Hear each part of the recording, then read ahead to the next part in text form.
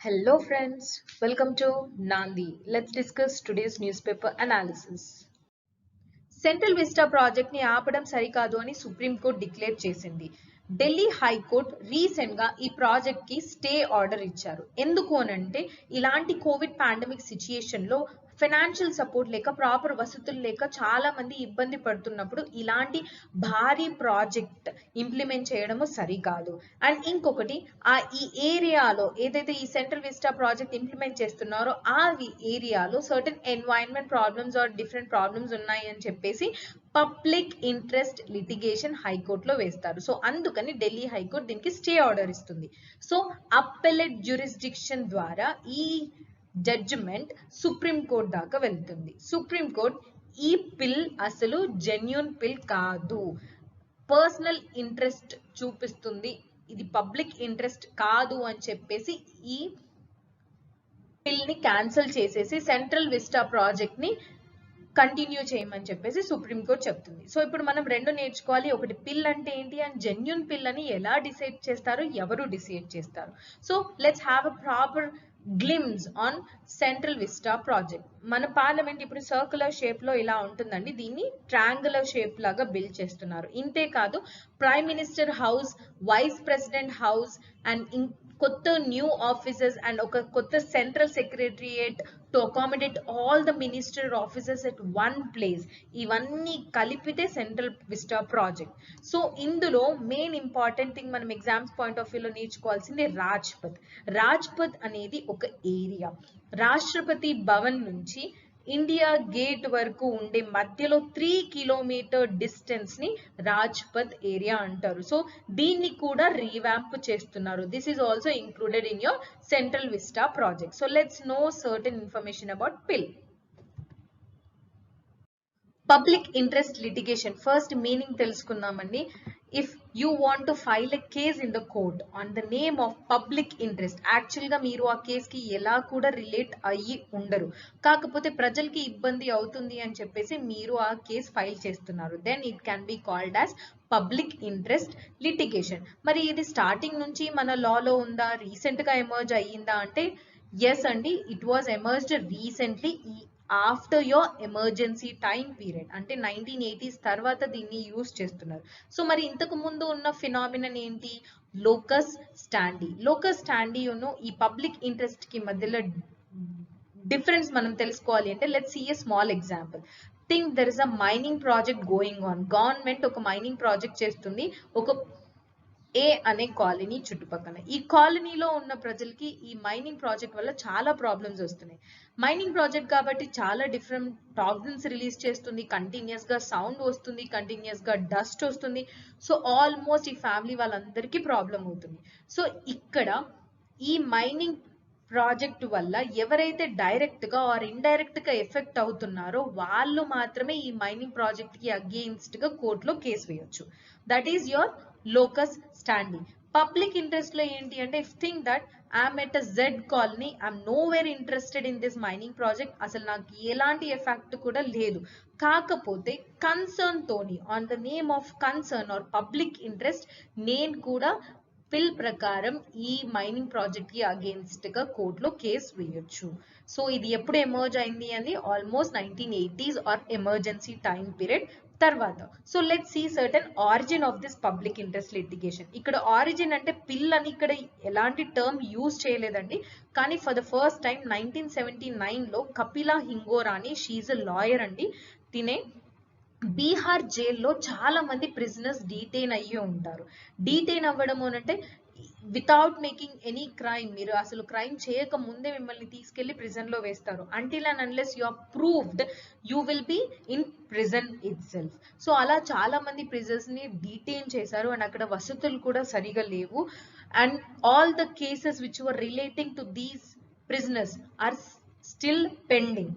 So వాళ్ళు innocent గా prove అవ్వరు, వాళ్ళు బయటికి రారు, అలాగే వాళ్ళు ప్రూవ్ అవ్వక ముందే వాళ్ళు జైలు శిక్ష అనుభవిస్తున్నారు.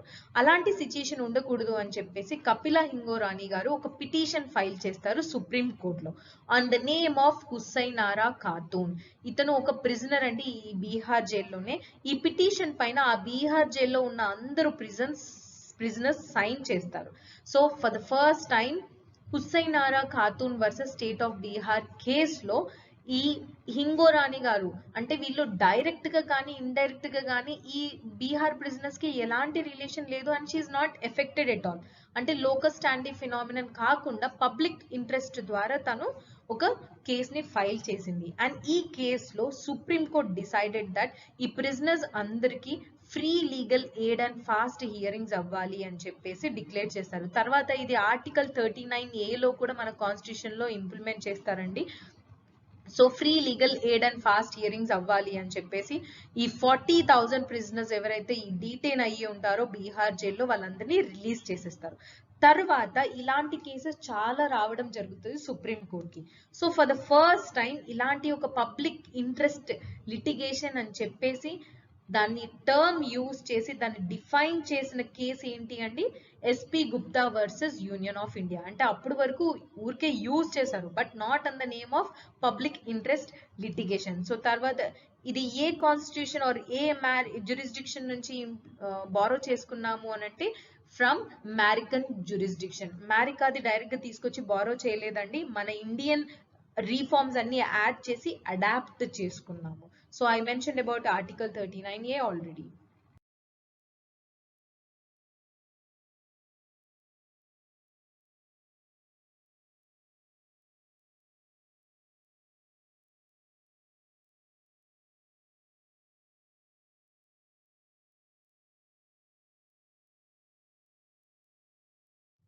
పిల్ అనేది జెన్యునా కాదా అని ఎవరు డిసైడ్ చేస్తారండి, కోర్టు డిసైడ్ చేస్తుంది.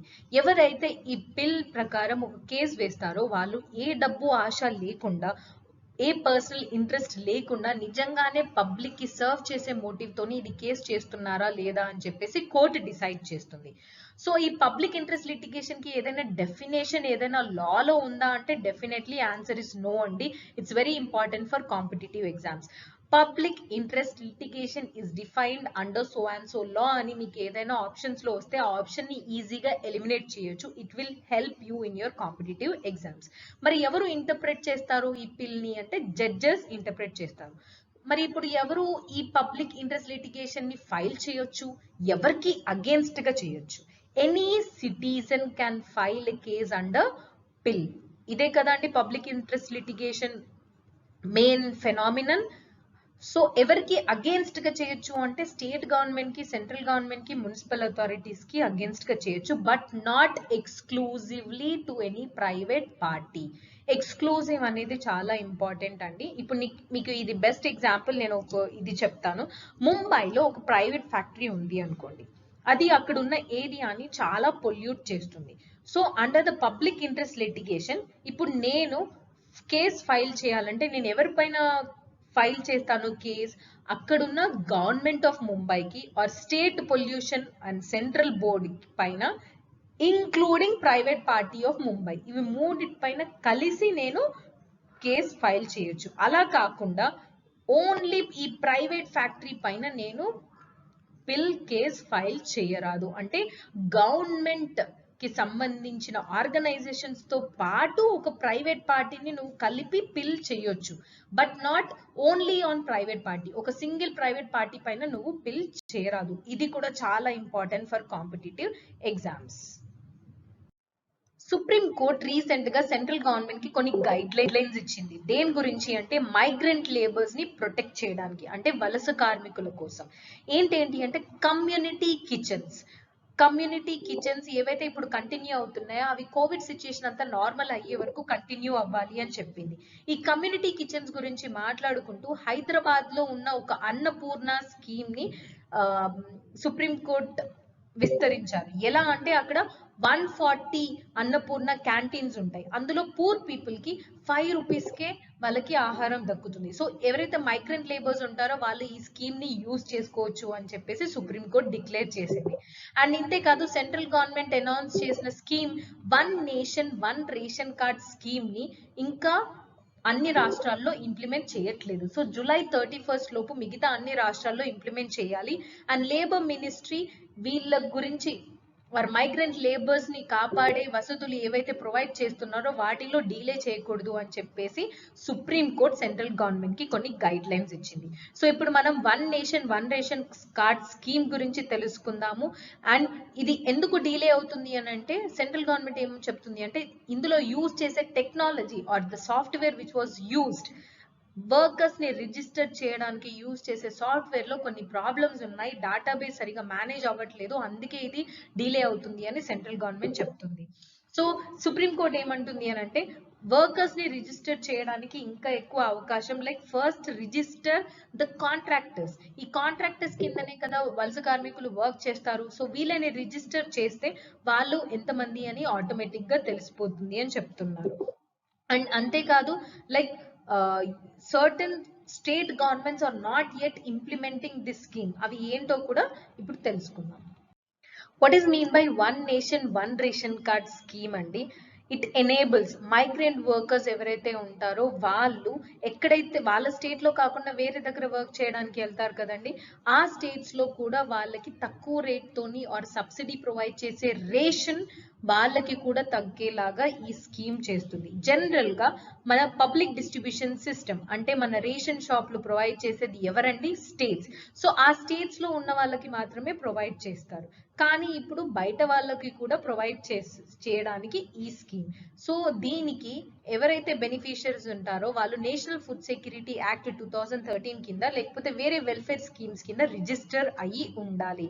ఈ పబ్లిక్ డిస్ట్రిబ్యూషన్ సిస్టమ్ ఇంప్లిమెంట్ చేస్తే స్టేట్స్ కి ఏదైనా నష్టాలు ఉంటాయని చెప్పేసి సెంట్రల్ గవర్నమెంట్ కొన్ని contributions or incentives to state governments introduce చేసింది. ఏంటి అంటే అడిషనల్ గా మీకు లోన్స్ తీసుకోవచ్చు, borrowing by the states during COVID-19 last ఇయరే అనౌన్స్ చేశారు.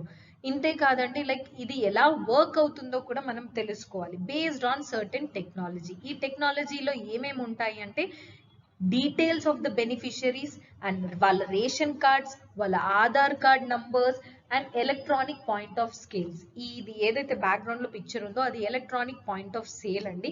రేషన్ షాప్ లో ఇది ఉంటుంది. సో మీ కార్డ్ అక్కడ ఇంట్రడ్యూస్ చేయగానే మీరు మీ ఆ కార్డ్ కి సంబంధించిన బెనిఫిషియరీ ఎవరు, మీ రేషన్ కార్డ్ నంబర్ ఎంత, మీ ఆధార్ కార్డ్ నంబర్ ఎంత, అన్ని డీటెయిల్స్ మీకు అందులో వచ్చేస్తాయి. సో ఇది టెక్నాలజీ యూజ్ చేసేది రెండు పోర్టల్స్, వెబ్ పోర్టల్స్. ఒకటేమో integrated management public distribution system, ఇంకొకటి అన్నా విత్రన్. ఇవి రెండు దేనికి యూజ్ అవుతాయి అన్నది చాలా ఇంపార్టెంట్ అండి. ఈ integrated management of public distribution portal ఉందా, ఇది ఇంటర్ స్టేట్ ట్రాన్సాక్షన్స్ ని రికార్డ్ చేస్తుంది. అంటే ఒక స్టేట్ కి ఇంకో స్టేట్ కి మధ్యలో ఏదైనా ట్రాన్సాక్షన్స్ అవుతే వాటిని రికార్డ్ చేస్తుంది.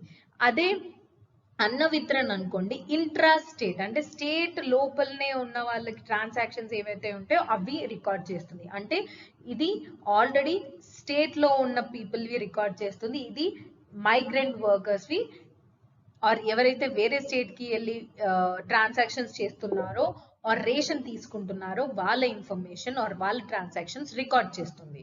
అసలు ఈ స్కీమ్ ఎప్పుడు లాంచ్ చేశారు? ఆగస్ట్ 2019 లో లాంచ్ చేశారండి. సో రేషన్ కార్డ్ అనేది ఒక స్టేట్ కి సంబంధించినదే కాదు. ఇప్పుడు డిఫరెంట్ పీపుల్ ప్రాపర్ ఎంప్లాయ్మెంట్ వసతులు లేక వేరే స్టేట్స్ కి వెళ్ళేసి వర్క్ చేసేది కూడా మన అందరికీ తెలిసిందే. సో రేషన్ కార్డ్ పోర్టబిలిటీ కూడా మనకి చాలా ఇంపార్టెంట్ అని సెంట్రల్ గవర్నమెంట్ 2019 లో ఇది ఇంప్లిమెంటేషన్ ఆర్ లాంచ్ చేశారు.